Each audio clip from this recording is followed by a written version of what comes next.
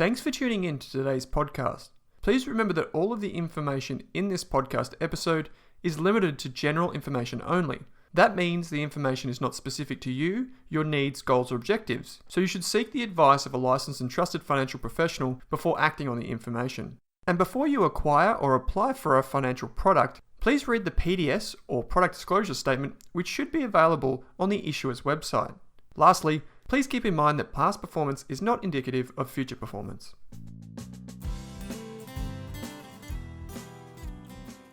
In this episode of the Australian Finance Podcast, Kate and I talk about what to do if you've lost your job, if you've been made redundant, or if you've just been let go, some of the strategies and things you'll need to put in place to make sure you can get back on the working horse as quickly as you can.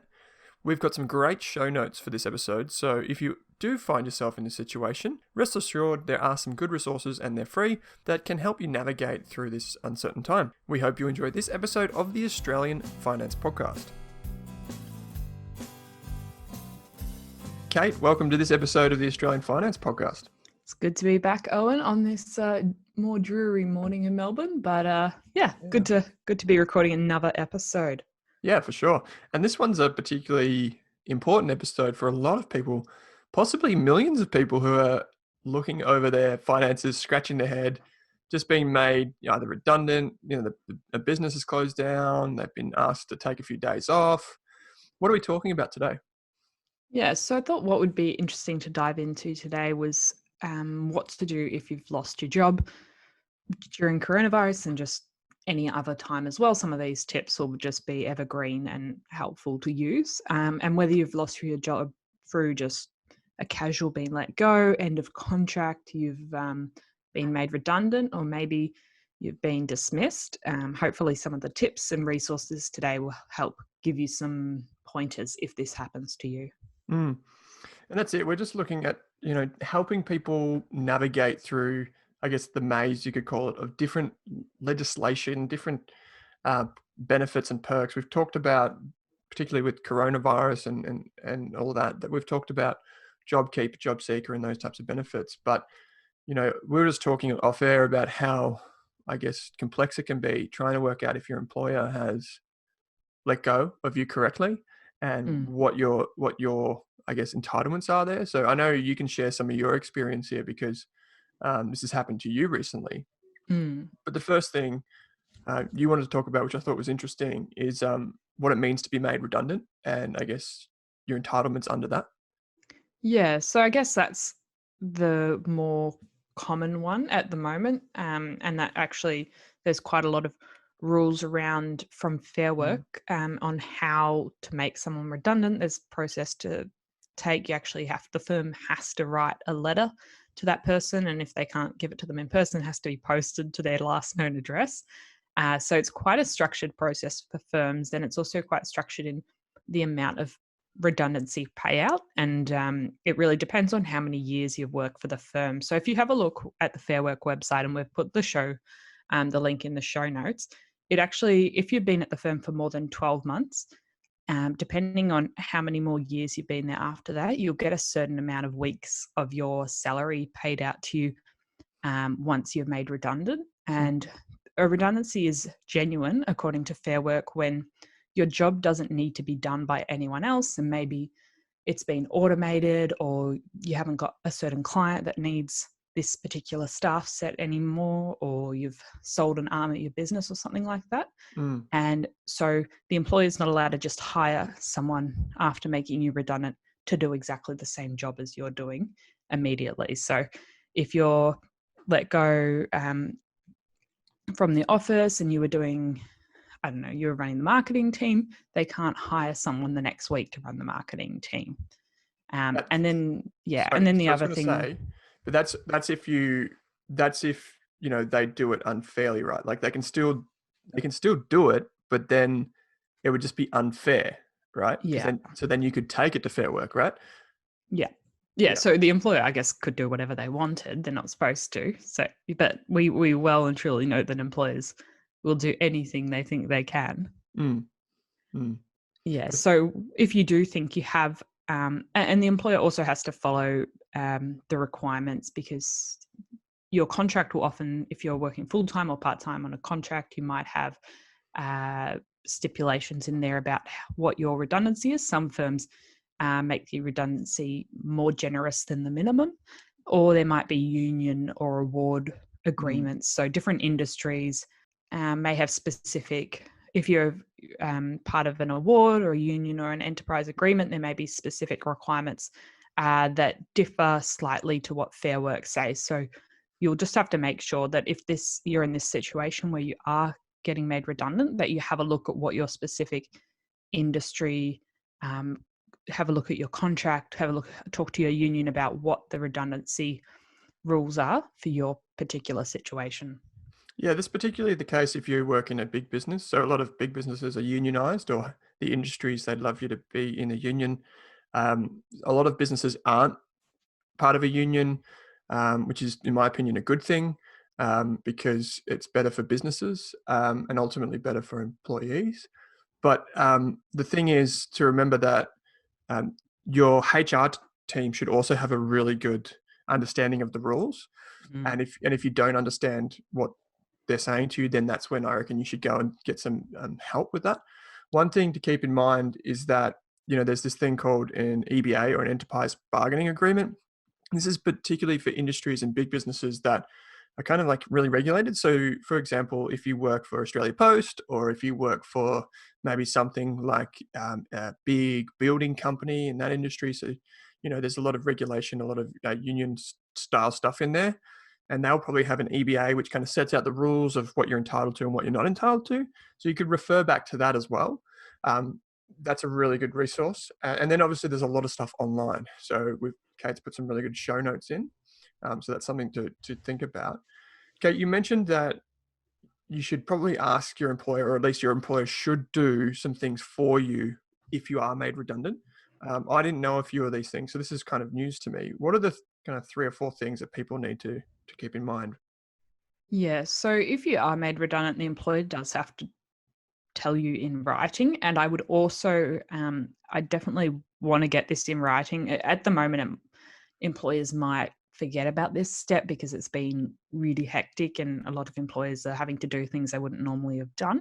Mm, So I'd make sure I'd follow up and get that in writing because you might need this um, as evidence for Centrelink payments, rent reduction. I know landlords have been asking mm. renters for evidence. If Yeah, they're they have. asking for a rent reduction or a pause on their rent, they want to say, well, what's your evidence that you've lost your job? Because I guess they sort of fairly want some proof on that. And if you want to go to the bank and pause credit card payments or mortgage payments, I'd assume that they would probably want some documentation as well. So that redundancy letter, the employer is supposed to give it to you in writing, but I would make sure I'd chase up until I get it in writing because that will be a useful document for other cases as well. Yeah, it's just that it just speeds things along, right? Like if you're going from earning money to not earning anything, you want to have all your ducks in a row so that you can go straight to the bank or straight to Centrelink and have that letter ready to go. Um, so that's definitely something you should chase up ASAP if you have been made redundant, or you've been let go recently. Mm. Um, there are a couple more things on this list, though, Kate, right? Yeah, absolutely. So this isn't, I don't think they have to do this, but I would ask to get the final payout figure for redundancy, or if you've just been let go, your final payout for your whatever your salary you have left. I would get that in writing just so you can understand that and you can you've got this in writing, and then you can go to the Fair Work website and actually have a look. What should have my redundancy package been?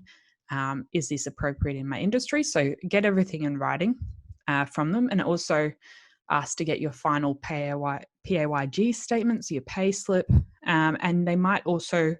I know some employers don't do it until the 30th of June, but a final statement that you can use at tax time, which sort of Mm. adds up all the tax you've paid in the year, all the money that's gone to super, any other benefits.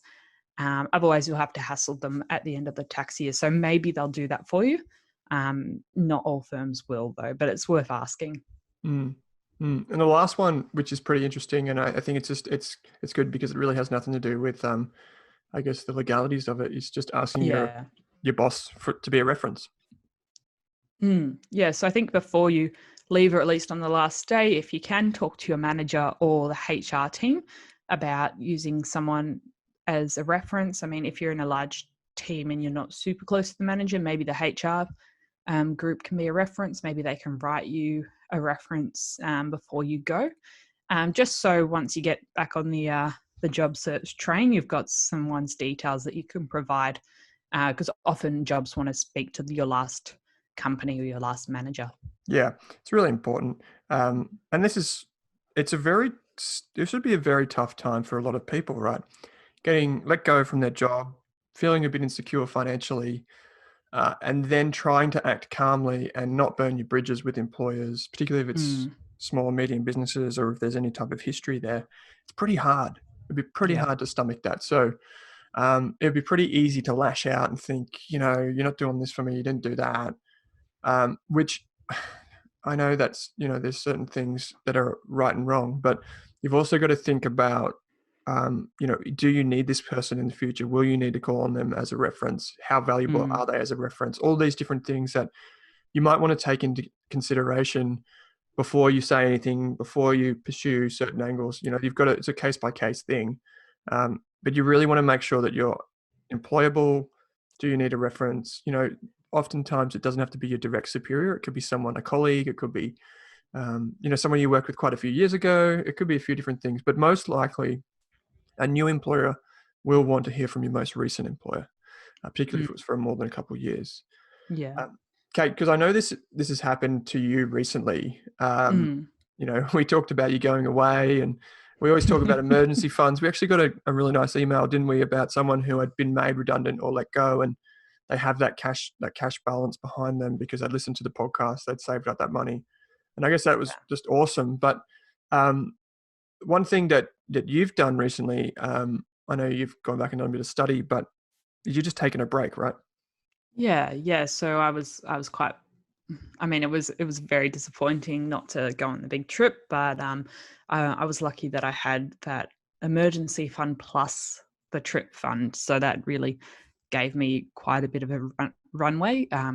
So I had more Mm, cash than I would have normally had, just in my emergency fund alone. And I guess at the moment, people are starting to think, well, 3 to 6 months of bare minimum expenses is starting to look like not enough in your emergency fund, which is something I would have never thought about before. But now I'm starting to personally think that maybe I want a bit of a runway moving into future years in my emergency fund. So yeah, it's also that's something worth thinking about. What is the emergency fund that allows you to sleep at night the best? Because I think people are starting to see that the break or the time out of work is a bit longer than maybe they expected.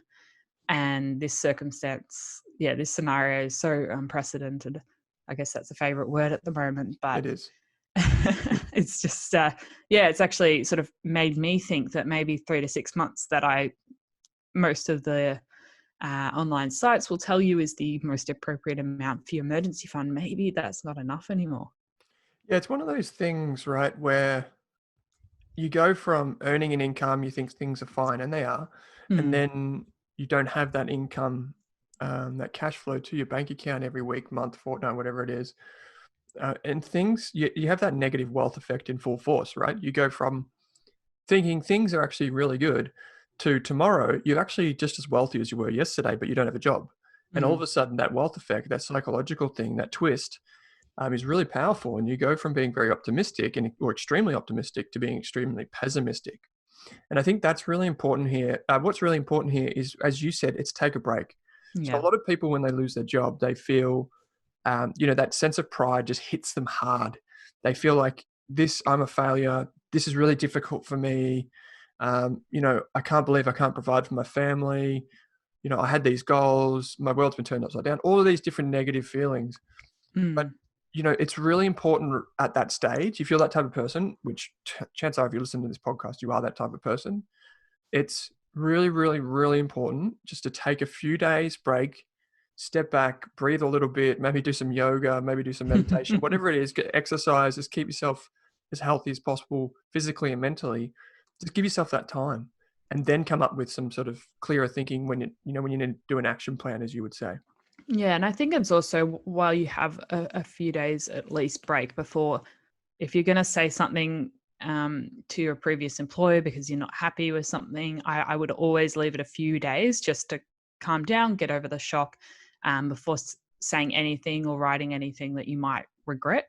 And it's also worth having a chat with some trusted family or friends about what's happened, and sort of have a chat to them about how you're feeling, how you're dealing with everything, whether they have any advice, and maybe start to work out an action plan after you've had I don't know, a few days, a week or 2 weeks to have a break, depending on what works for you. Yeah, Then work out what's your action plan, how long's your emergency fund going to last for, what expenses aren't essential, what can you cut out, how can you reduce, as Owen calls it, your ramen number, what you need to sustain yourself each month, and then go from there. But definitely take a few days, just have a breather, and just so you don't do any actions you'd regret. I guess it's what they say when you get a big inheritance or win a lottery or anything sort of completely unexpected happens. You should always take a few breaks before doing anything.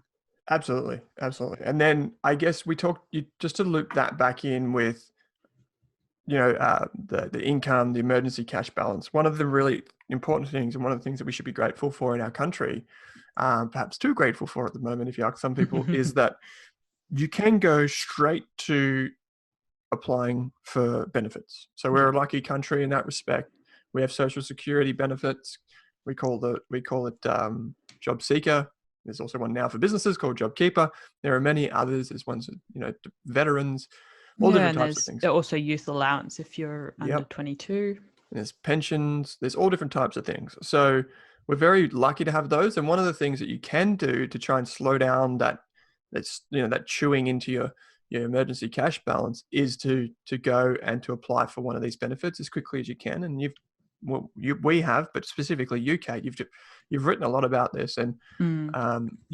we even recorded a podcast separately on this. So that would probably be, once you've had a bit of a break, that would probably be the next thing to do, just so you can stop that eating into your cash balance. And it does take a while, right? Like it does take a while to get these benefits flowing into your account. Mm. Yeah, so when I applied, just to get the reference number, because I didn't even have the Centrelink reference number at the time, back in late March. I think the whole process before getting any of the job seeker money was about a month.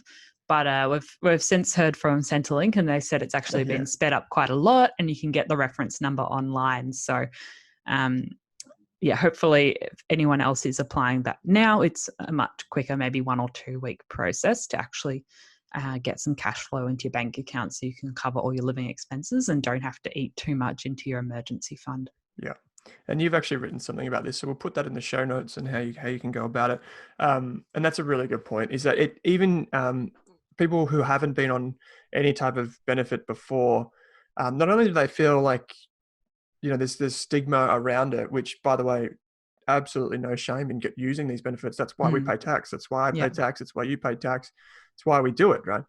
Um, one of the things about this is that if you haven't done it before, it does take a little bit of time, but be mindful that what's most often the case is that you apply and the payments will be backdated. So even though Mm, you might not receive the money, let's say optimistically it's 2 weeks, but let's say it's 2 months, they will catch up with what you're owed. So keep that in mind. Kate, obviously this is kind of like a three-step process. The first thing is just assessing the situation, making sure you have all your documentation. Second mhm. thing is just, I guess, what can you do in the meantime? So we talked about job seeker. You might even do side hustles. You might try and find creative ways to make money. But the third thing is kind of getting up and getting back on the horse, starting a search for a new job. So Mm. this is very simple. It sounds like just get a new job, and how easy is that? But in reality, this is a hard thing, and particularly when Mm. you're talking about, like we talked about some episodes gone by about unemployment and the numbers and how it's pretty scary at the moment. So what are some of the steps that you've taken or you would say to people to take now if they're looking to get back on the horse and get a new job? So I think the first thing to keep in mind is that at the moment, the job search process will probably take quite a bit longer, especially because firms are having to do everything online and they're not all used to that and they're not all used to doing those processes Mm, online. So having to do a Zoom interview with a prospective employees very different to seeing someone in person and actually being able to get a better sense of their personality and who they are and if they're the right fit. So I think firms are still adjusting to this new process, and some are still doing interviews in-house. They're just obviously very socially distanced and spaced. Yeah. But yeah, so firms are just, I think the process is taking a bit longer from what I've heard from other people, because firms are getting used to this new normal, and a lot of companies are doing starting to bring in June split offices. So half the team will work on one week and half the team on the other. So that also will probably delay things. But I think what I would do and what I have done, once you've started the job search, starting to think, do you want to work in the same industry and the same job as you were before? Could you work somewhere slightly different that is hiring at the moment? Because I know a lot of areas like Centrelink were hiring a lot of people, and supermarkets and contact, all sorts of customer support roles. And so there were some areas that were hiring a lot, and then there were some industries like media and journalism where media offices have been just shut down by the dozen all over Australia, which is really sad. But I guess it's time to think, which do you want to stay in the same industry, or would you have more luck maybe pivoting and using your skills in a different area? Yeah, I think that's a really good point. We talk a lot on this podcast about preparing. So we talk about preparing for whatever life throws at you. We talk about Mm, emergency funds, we talk about insurance, we talk about all that such type of thing from a financial perspective. But one thing that is so important that we emphasize so much is just learning, yeah. being this kind of lifelong learner, investing that hour a day to upskill, to make yourself valuable, to learn new things, to be more worldly, if you want to use that phrase. One of the things that is really important here is that you and I talk about, I know you're doing a bit of study here now, Kate. Um, I try and learn everything that I can as often as I can because I always want to be prepared for whatever comes next, or at least Mm, as best as I can. And one of the things is that you can take so many short courses online. You can learn some skills on YouTube that you can put on your resume. For example, a really important one right now, which is what you just mentioned, is doing a Zoom interview. You know, yeah.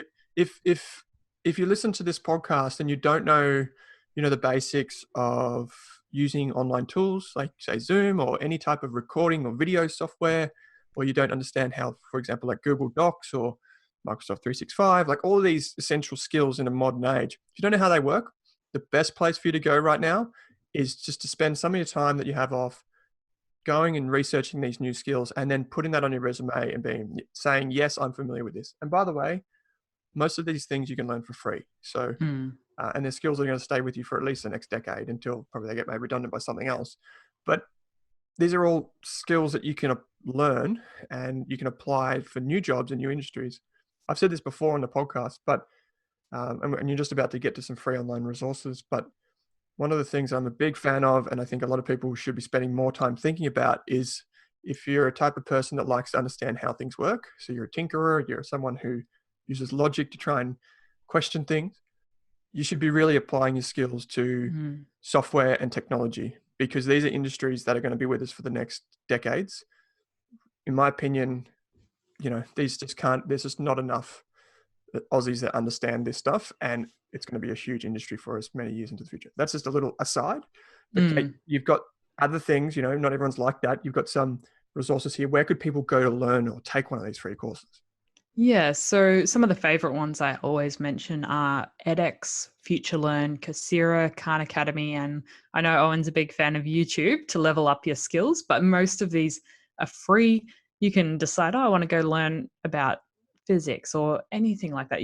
Coursera and FutureLearn, they have a lot of really useful courses that you might want to go and learn business skills or accounting, or there's so many courses on technology and coding and all sorts of AI. So that might be something you want to have a look into. And they're all taught by professors at unis. There's another app called Skillshare where if you want to Mm. learn more specific skills, you can just get taught by someone that's an expert in their own house, and they just film and put up some videos on how to do something really specific as well. So that's, I think you can even learn how to make bread on that app. So Hmm. yeah, and so there's a lot of places where you can actually just do some free online courses. If they're on one of the university platforms, and you can get it certified as well. And you can then put that up on your LinkedIn profile. Hmm. So that's something else I would be doing. I'd update your LinkedIn and your Seek profiles, because you probably haven't touched them since the last time you applied for a job. And both of these platforms have a job search function that you can turn on.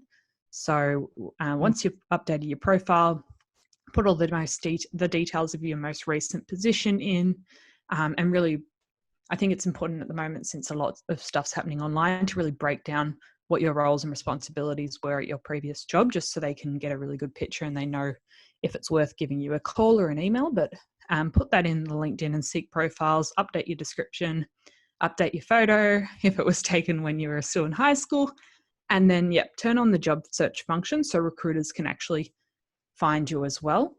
Mm. So, and then what I'd do next, I would go and update your resume with your most recent work experience and any other qualifications. A lot of times you've done new qualifications while working at a job. Maybe they paid for them, but go and update them, update your resume and add those qualifications in as well. Yeah, it's just such an important thing, right? One of the things you do as an employer is that if you get a good applicant that comes through, the first thing is shock and awe is you stalk them online and you go to their social media profiles, you go to their LinkedIn, you right click and you open it in incognito so they don't see that you look at them. All these different little things that you do, and they play a big part in building, I guess, the image and profile of who you are. And that's a really important thing you mentioned there, Kate. Have an up-to-date photo of yourself. Look happy in your LinkedIn photo. Like, do all these things, like Yeah. these little psychological nudges that help the recruiter along their way. And And just put your email and your contact details on your LinkedIn profile, because otherwise, yeah, sometimes they don't want to just send you a message. They want to just email you directly. So yep. just make sure you've got your contact details on your profiles and they're up to date. They're not your old email address. Yeah, and one of the things, like, you get with a lot of younger people, and pretty much every graduate that hasn't really thought widely about this, is you have the email that you created when you're in high school, Yeah. and it's kind of like sexy chick at hotmail.com or like cool dude 44, like sort it out. Like, you don't all these little The things. If most you're a young person, that's stereotypical examples of emails you could think of. yeah, that's it. And so you want to appear professional, but also you want to appear like you're the right fit. So you want to nudge the recruiter psychologically without them even knowing into the right direction. You're a good candidate. You've explained all the skills that you have on your profile. You can demonstrate that online. If you have an online profile, it's very easy for a recruiter to see what you've done and where you've been. These are all little things. If you're looking to, one thing we should probably mention, if you're looking to get into the finance industry, which is quite a big industry in Australia, and it's growing, is consider things like blogging, consider things like building kind of like an online portfolio. And if you're not getting into the finance industry, another one would be to make yourself available on things like Upwork, Freelancer, all these different things, Elands. These are like Airtasker. These are all different platforms for you to find work. But even if it's not necessarily your forever job, it can add to your portfolio and it can Mm. add to the things that you've done. So, you get some cash in the door, just a little bit. It might be simple little jobs, but at least it's something. And you also get the added benefit of putting it on your resume should you so choose.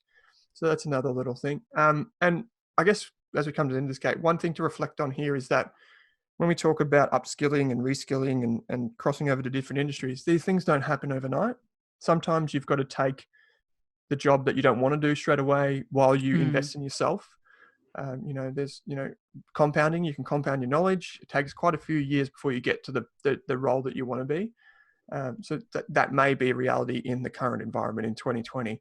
So And you something to might think not be about. able to find your particular job or skill set may not be hiring at all. So you might have to sort of take a different direction for a while before you can work out how to get back into your industry or something you like. And I guess it comes Mm, down to if you need money in the door straight away, if you want to start working straight away. Often employers want to know about large gaps in your resume. I they guess do, yeah. coronavirus, probably 6 months to 12 months will probably be very explainable, but they'll also want to know, well, I mean, as someone who's never been an employer, but I'd like to think that I could be one day, I would probably think, well, what were you doing during those 12 months? Yeah. Um, Yeah, like, did you do anything during those I was in South America having months? some What skills did you ayahuasca. Like, learn? that's a pretty good Um, explanation. yeah, because I know, especially other young people that have got jobs, if there's a break in their resume that they weren't doing uni or weren't doing any work, often they're asked, well, what happened during that 6 to 12 months time? Mm, But I guess a lot of people are going to have this same gap in their resume because of coronavirus. So yeah. it's probably a little bit easier at the moment. And one other thing, sort of start having a look on LinkedIn for recruiters that specialize in your industry. More and more recruiters are now Mm, specializing. Like I know in the financial services industry, there's recruiters that specialize just in hiring people in asset management and fintech and insurance. So work out what are the recruiters that specialize in your niche or the areas you want to work in, and get in touch with them, because mm. if you make their life easier because they've got your resume already at the top of the pile and they know who you are, then when a job comes along, they don't have to search as hard. It doesn't take them as much time. They know that you're a potential candidate that's available, ready to start now. So I'd certainly start reaching out to some relevant recruiters. Don't go spamming them, but uh, pick a few Yeah, give choice them a recruiters call. to get in touch with. Yeah. Yeah, and maybe they've got contact details that you can call on their website. Yeah, it's really important. So, whenever you go through life, one thing I've learned, particularly in business, is that to know the incentive of anyone that you come across in your life. Mm. So, what is their incentive? Why are they doing what they are doing? And how do you best appeal to that incentive to persuade them in a way that you want them to be persuaded? And for a recruiter, you just need to find out how they're paid. And surprise, surprise, they're paid when you get a job. So if an employer goes to them and says, "Hey, Mr. Recruiter, I'm looking for an analyst to work in my finance business. Go and find me the best one." If they already have someone on hand that they know is a good fit, which might be you in this case, what they do is they just say, "Hey, future analyst, I've got a job for you. You want to have an interview?" And they're sure.